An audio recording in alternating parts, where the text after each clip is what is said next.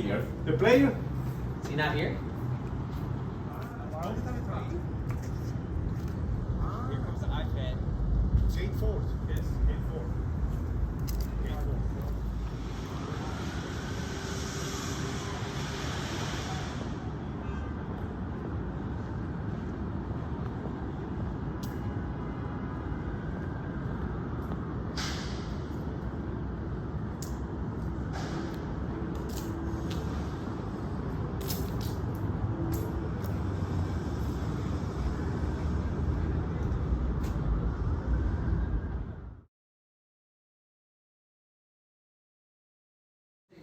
Take videos as much as you want. The only thing is no food or beverage, but outside of that,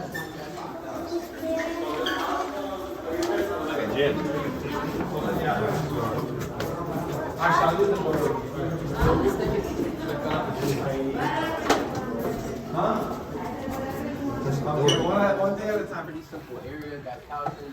This is where the receptionist would be to scan their tickets, help them out with any questions they have. If you guys look all the way back, you'll see a door slightly open. Behind that is actually a daycare that we have. We have on-staff nannies ready to go for whatever may be needed. Right here, you'll see there's pictures of the families.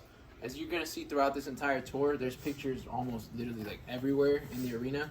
We just like to do that, and not even we, but Pat Riley started it, and then it continued down. There's pictures everywhere, just depending what room you're in. Since this is the family room, you're gonna see players, coaches, executives, all with their families celebrating their trophies. There you see LeBron with Savannah. There you see Andy Ellisberg with his family. There's Nick Garrison as well.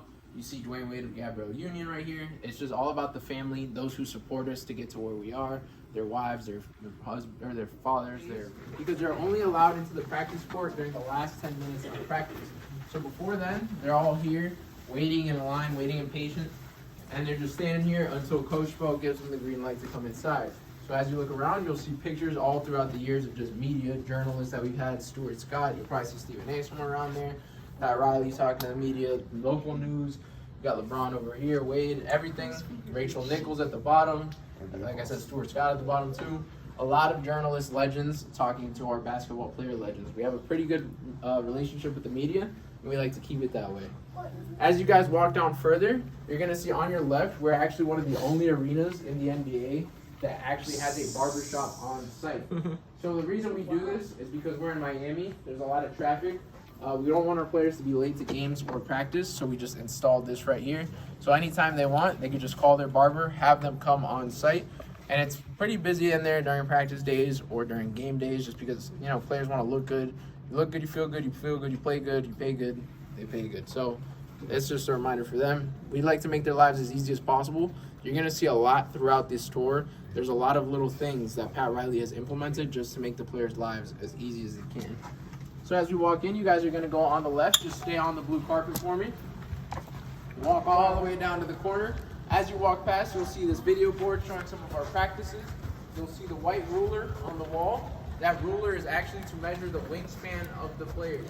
Wow. So this is typically used during the draft, during the combine. Most NBA players have a wingspan that is greater than their height. That is what makes it typically for a good defender. Someone who's got a lot of length, that's able to get into passing lanes, able to bother on the ball, just be ready for whatever quick lateral movements. So I want to point you guys up top. You'll see there's actually like a catwalk. That catwalk, what it used to be used for is we would lift our video coordinators all the way up there. And what they do when they get up there is they have to take their camera equipment. Back then cameras used to be pretty big, pretty hefty, so they'd have to be lifted, and they would stay up there the entire practice unless it was lunchtime or they had to use the restroom.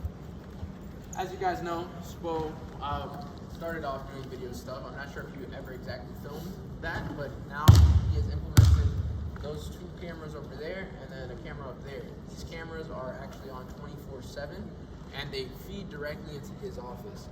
So even if he's not on this court seeing what's going on, if he's just in his office, he can see who's practicing, doing what, if it's just one player, multiple players, or also even if he's just at home, he's able to log into his computer and check the feed from there.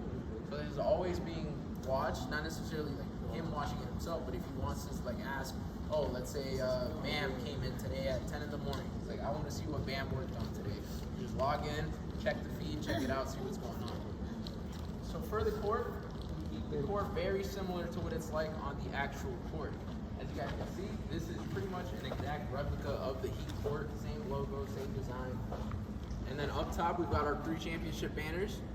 Over there, we've got our 7 championship banners. And then all the way down there, we have our 6 retired jerseys, with Udonis Haslem being the most recently retired one, since he retired at the end of not last season, but the season before. He retired his jersey on January 19th, so he's going to hang up in the Raptors forever up there. If you guys turn around, you'll see those 2 black machines. Those are called the Noah machines. To me, I believe they call them Noah because like Noah's Ark, because that's all they measure your arc. So you have to turn them on. Players have to stand behind the 3-point line, ideally behind the little corner where it turns into an arc, and then shoot from there. Because we want to measure how exactly the ball is being shot, and that way we can improve their form or change it to however we feel would improve their shot. So if you guys walk down this way, stop right here at the free throw line. You guys probably think it's pretty easy to make a free throw. Probably get mad when somebody misses it in the clutch. But we're going to give you guys the opportunity to take a shot and see how well you can do. Oh! She just set the bar, just saying.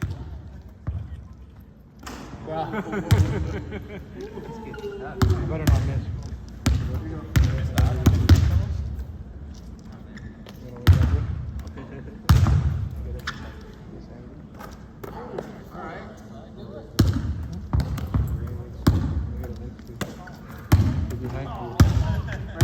Shoot that 3, shoot that 3.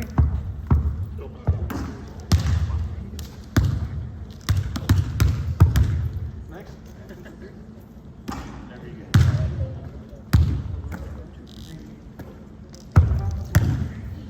Roy, come.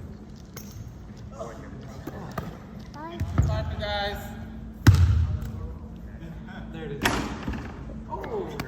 Okay. There it is.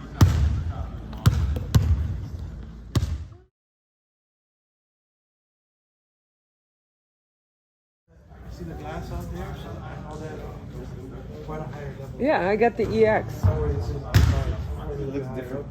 Brandy. I actually did way better than most people do. Sometimes we just have like 1 or 2 people out of the 30 that make it, and this time we had like 6, so that was impressive. I want you guys to notice the 3-point line. If you guys have never been on an actual NBA court, this is not that wide. So this is why for the NBA players, you're typically never right at the line, but if you see we added this white line, this line is actually just so, because in game, you're probably going to be shooting from back here, not from back here. So whenever they do, like have to do it live, they're ready to go.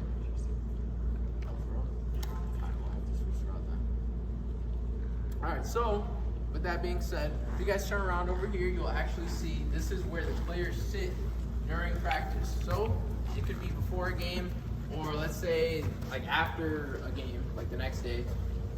Players will sit here and they'll go over film on that big TV right there. What will happen is Coach Bo will bring out the TV out here. Once he brings it out here, everybody watches. They'll either go over their own film or they'll go over their opposition's film, just depending on what it is they're working on that day. As I mentioned earlier, this TV right here, it's playing videos right now, but that banner will usually pull down. Once we pull that banner down, it's like the typical thing you see on social media probably when the players are being interviewed after practice. They'll stand right here, and then they'll just stand here against the wall, banner right there, and then they get a whole circle of media just waiting to interview them. So that's typically how it goes. There's pretty like typically I'd say 3 people that get chosen for every game or every practice to get interviewed, and during that time, good.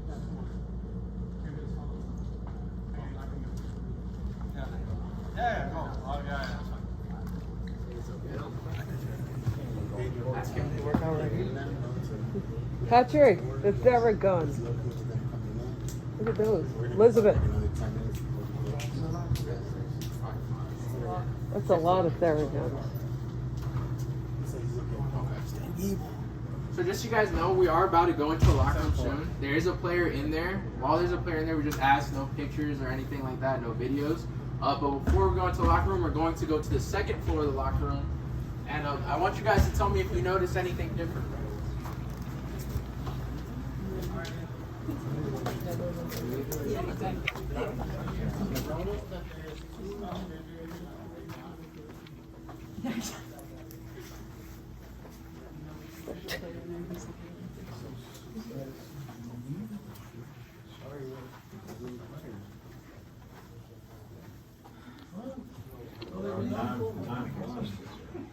They went to 2 finals. Oh, Yeah. last one. They were 2022, but they lost in both. Oh, the final. They won.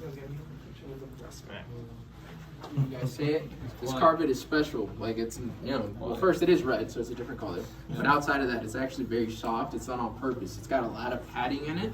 Pat Riley pretty much designed this entire locker room from here upstairs, the practice court, downstairs, designed everything, handpicked all the pictures. And so with this, his idea behind this, like I said, his goal is always to make the player's life as easy as possible. There's limits to wear and tear on people's knees. Not saying that walking is terrible for you, but when you play that hard on the hardwood, your joints are pretty damaged up.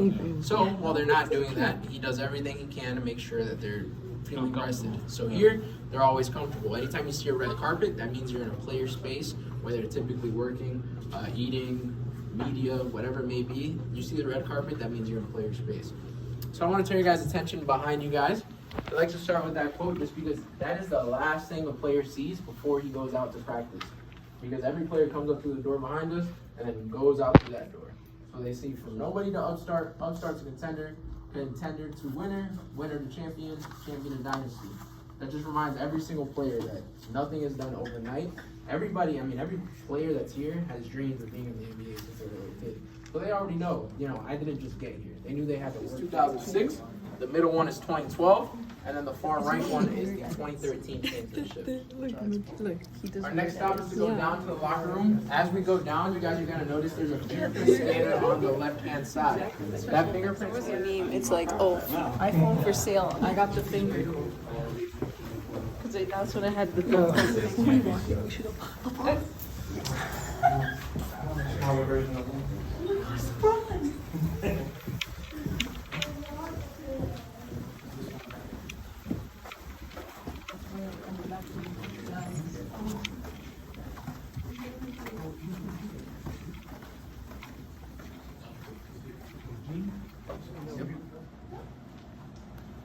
There's a player in there, so once we get into the locker room.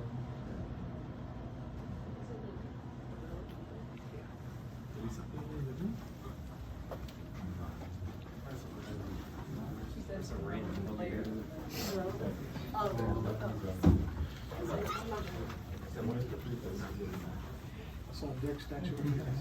Just meet this. I know, right? I had high school, you make them all. I think Disney's first picture. Yeah.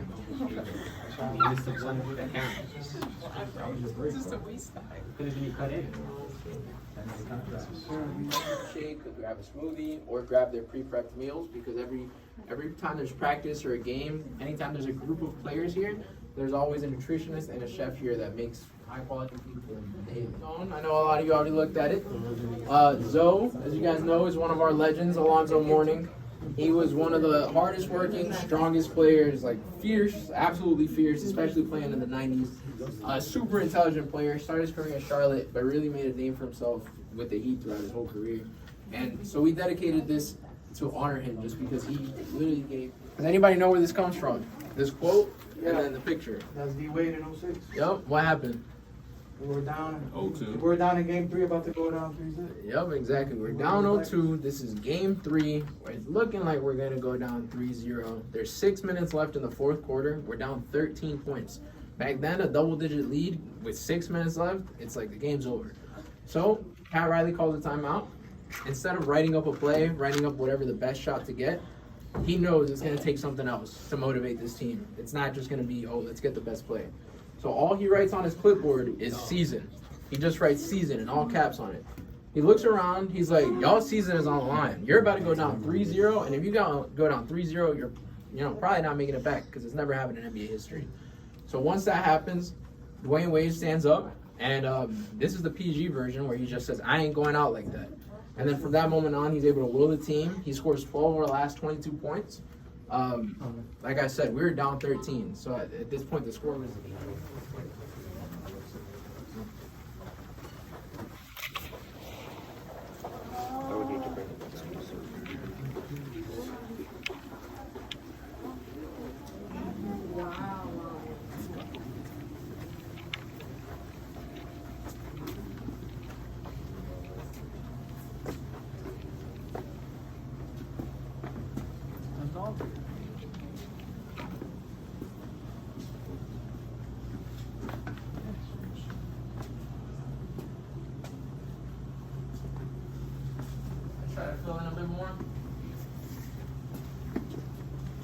players get checked out, they get their massages in that room right behind you.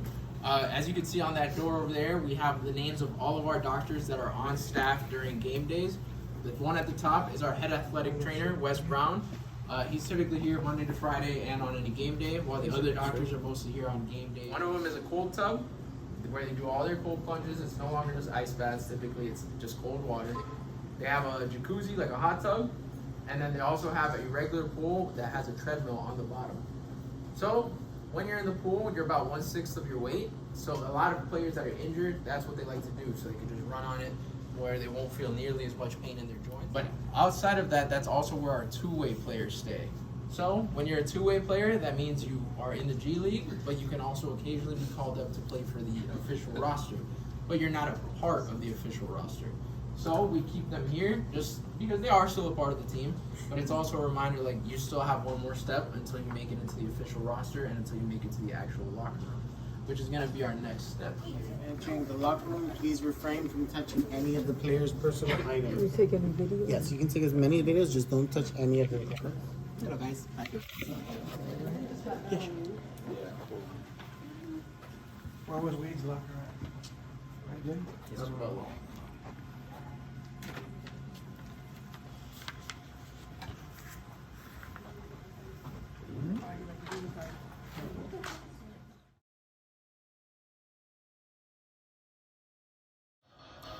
This is the sanctuary where the family is created.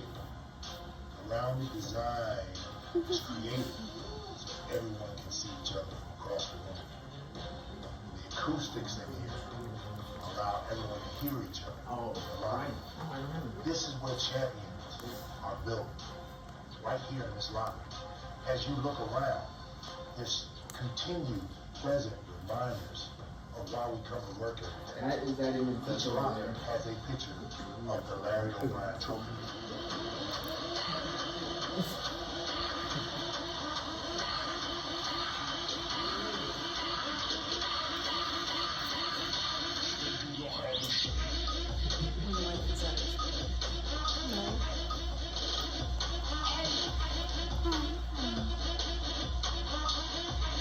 Everybody just got in agreement and all brought their costumes that they had at home. And they did 2 takes, but they just went with the first one because they thought it was the best one. And so yeah, some of the clips you saw with Alonzo Mourning, he mentioned how if you stand in the middle, it's a dome, so your voice projects, you could speak a lot lower, but everybody around could hear you. So I hear the echo, but nobody else does. Pat Riley, like I said, he designed everything here, and he designed it for that reason. He wanted everybody to be able to hear him no matter where they are. The same reason he designed it in a circle, like fashion. Nobody could hide. There's no corners, everything's round. At the same time, set up by his locker, just waiting to interview him because, I mean, he was a superstar. He's one of the best players ever. And anytime he would come down and he'd see, like, oh, they're already waiting for me, he would not sit at his locker. He'd actually just move all his stuff and go sit anywhere else. Because he would love to do that because everybody would have to lift up their cameras because they're going to ask him a question. That's their job. So he would just make everybody go through that extra little bit of work. Pretty much anytime he could do it, he made sure he tried to mess with them. And to explain these 2 pictures, first I'll start with these 2 trophies, and as you guys can see, that's that one over there. But this right here was created during the 2012 and 2013 playoff runs. These black trophies were done, and every single player, after a win, put a tally mark on it. You got a question? My boy owns that's the good. Oh, for real? Yeah. He bought it all. That's crazy. Sold it on eBay. That's wild. So yeah, every single player that was on that roster got a trophy. It doesn't matter if, like I said, if it was LeBron or somebody else. Everybody got one. Everybody has the same exact trophy, a replica of it. But after every win, a player would put a tally on it. But if you guys know, it takes 16 wins, and we only have 15 players on our roster. So for the last tally on both those, it was actually Coach Spo who did it. Because he was our leader, he was our coach. So for the 16th win, we mark it, and then the champagne would pop. So he was actually, like I said, he gave this to every single player on those teams, and they either have it, or in this case, they really wanted to sell it, so he sold it. Actually opened up a locker for you guys to take a picture in. That is typically Duncan Robinson's locker, but he was kind enough to let you guys use it. All we ask is, just no touching, but feel free to sit down, take a picture, take a video, whatever you like, and then I'll meet you guys outside. Any questions before I go outside? I'll take a picture of me. Take video? Elizabeth. What? Elizabeth. gotta come back on the 7th.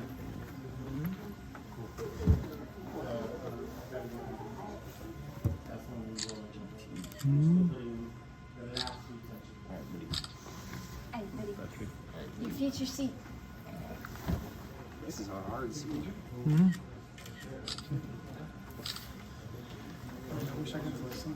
Where's Marcus?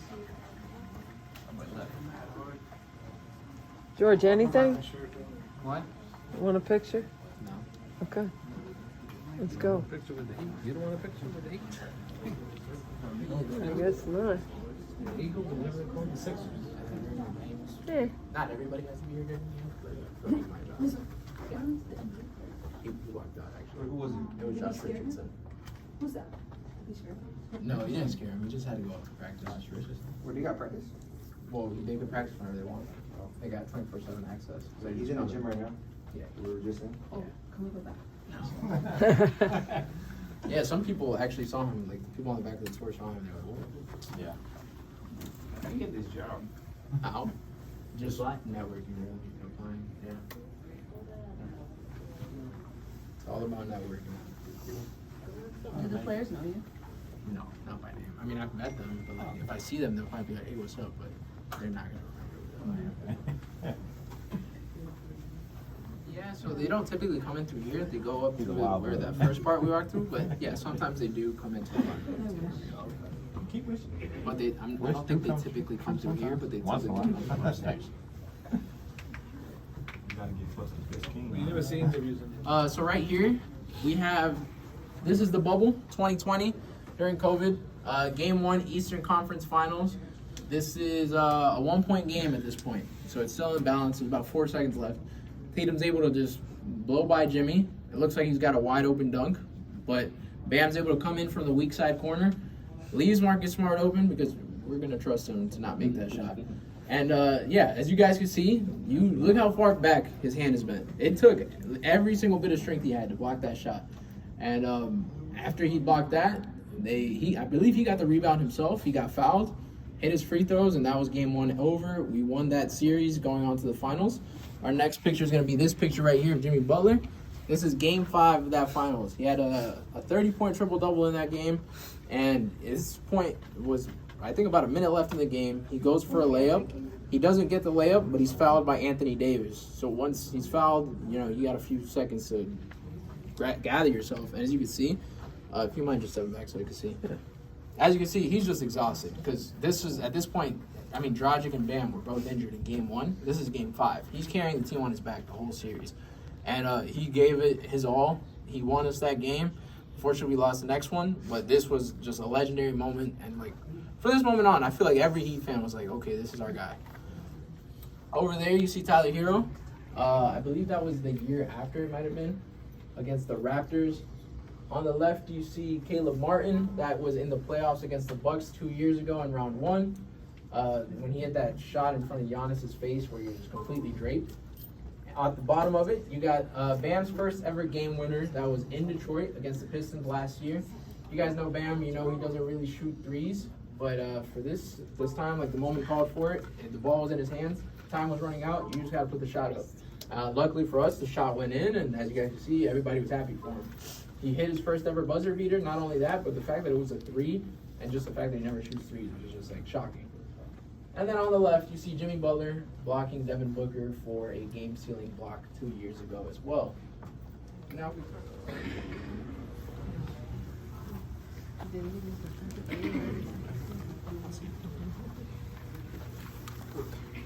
What is that, Group Economic? What does it say?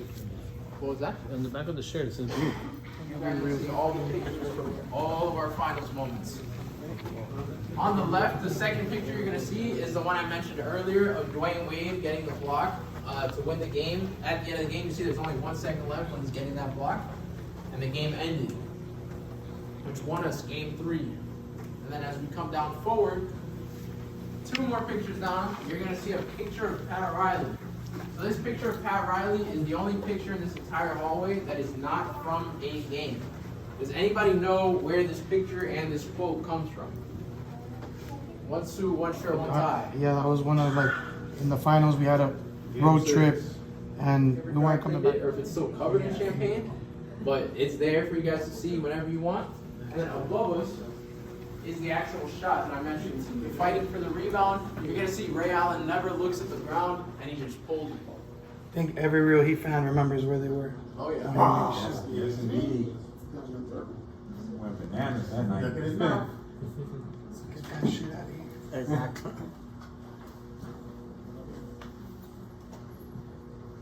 And then you guys are gonna see. As soon as he took out that rope, he got mad. Because they were supposed to take the rope at like 2 minutes and then Yeah.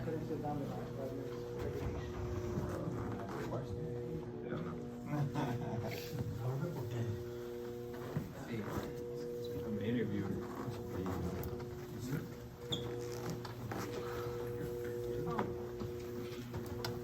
Or social media. This is a pretty iconic room. You guys may have thought it was a lot bigger, but it's actually quite small, but it fits a decent amount of people. So this is pretty much where we break all of our news, like any announcements that are big that we have to make. You guys see it playing on all these TVs. You know, Pat Riley will typically have his before the season and after the season conference. This is where our draft picks are announced and presented. That's when we signed Shaq. That's the big three. Let's see what keeps coming up. That's when we drafted Bam. We presented Spo when we hired him here. Van Gundy when he hired him. That's when we signed Jimmy. So pretty much any big announcement comes through this table right here. So you guys are just, like sitting in front of him is pretty iconic. So we actually do want to invite you guys to come up.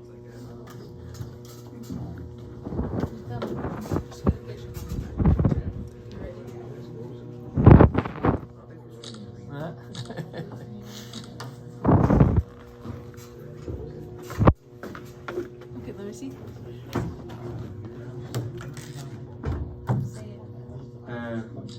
Game one was tough, but I'd love to get the next game. Any questions?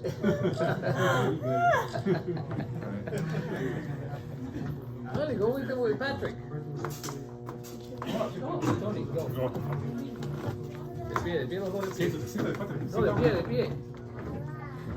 Oh, standing up like this. Yeah, that's good. Yeah, that's good. Ready?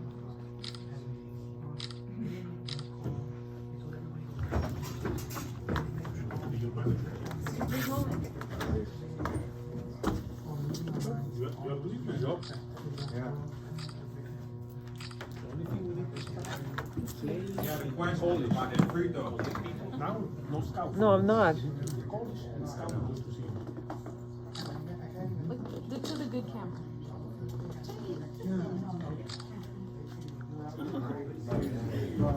I don't like this angel. Yeah, what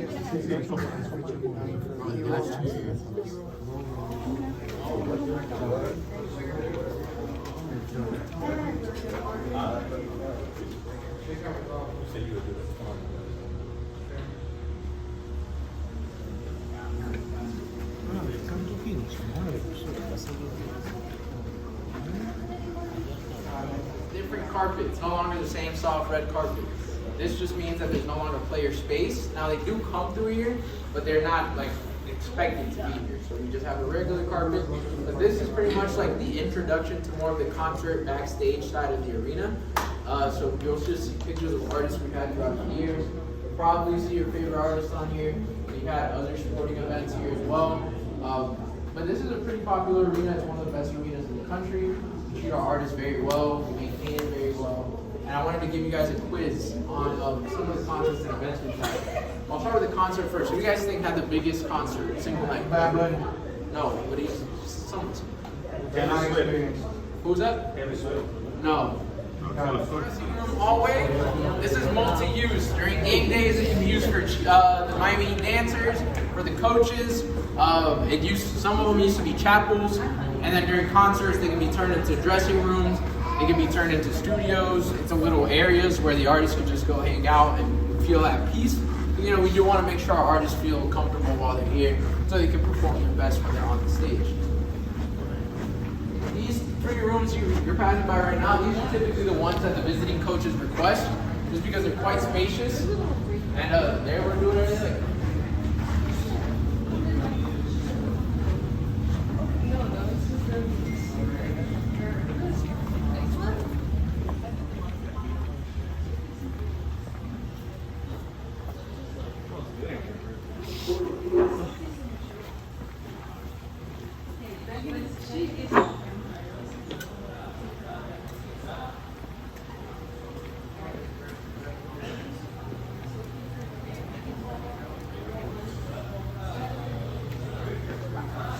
VIP lounges that we have on the event level. So we are level ground with like where the actual court and stage are. So right here, this is the north side sponsored by Grey Goose. The south side is sponsored by Patron. So to get in here, you need I think a seat in the first 10 rows or court side. And anytime that you're in here, you're gonna notice that there's probably a lot of celebrities in here. You know, we're in Miami, a lot of high level people are in here. So anytime you come, you're probably gonna see at least 1 or 2 famous people that you recognize. So for the food, this is a pretty like typical place for season ticket holders to be. So for the food, we don't want to always give them the same type of food. So we have different chefs come in on each game day, and it's always catered to whatever team we're playing that day.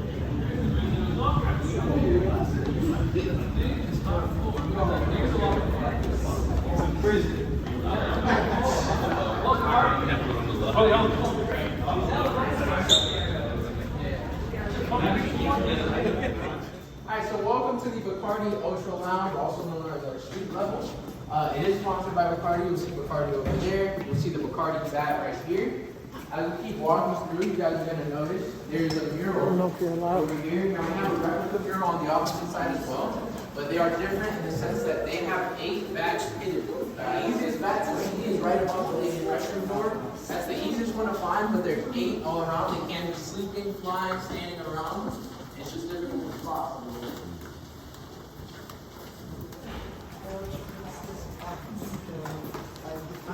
In this area, so as I mentioned for the first lounge, you do have to have a seat within the first 10 rows.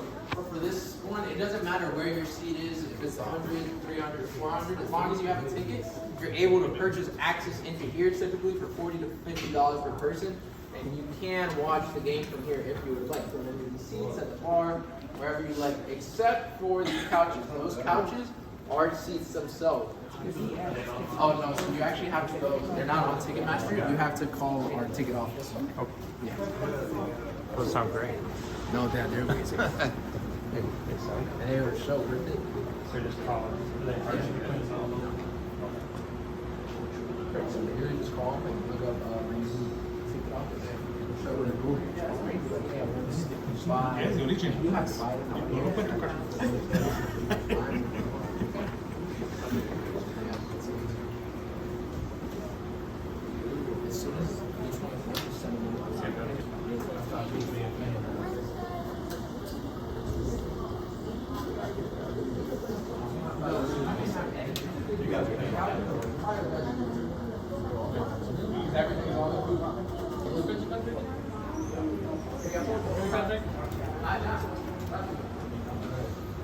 Excellent.